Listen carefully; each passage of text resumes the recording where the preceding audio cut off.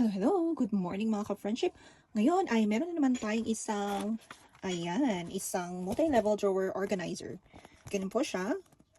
Ito yung mga pwedeng kargahin sa organizer na ito. Ayan, for better look. Ayan. Buksan natin. Nakikita natin ano mga itsura niya sa loob-loob. So, ito yung ilalagay mo dito para ma-expand lalo. And subdivider na rin. I-try natin i-expand. Okay. Oh, wow. And then, ang kagandahan nito is pwede mo pa siyang ganyan. Oh, wow. It's so wide and big. I like it. Okay. I-measure natin just to show you how big is it. I-measure natin by inches.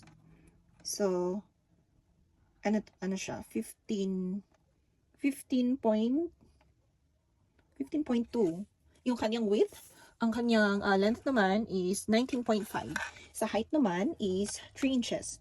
So, ayan, try nating lagyan ng mga gamit para makita natin kung ano mga kaya niyang kargahin. So, meron ako ditong mga screw. Ayan. And cutter. Scissors. And smaller screws. Dito na. Stapler. Dito. Yung aking key, I guess, here na lang. Or ito na lang. And then this one.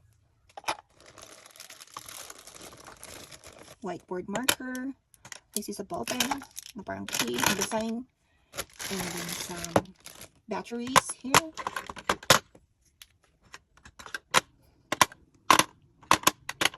Okay. Mga cards. Ano pang meron dito? Charger.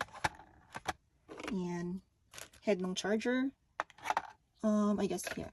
Okay. So, yan ang mga gamit na malapit sa akin. So, ayan. Ito, pwede siya sa mga small car tools or mga office supplies or anything at home na pwede mong ilagay dito.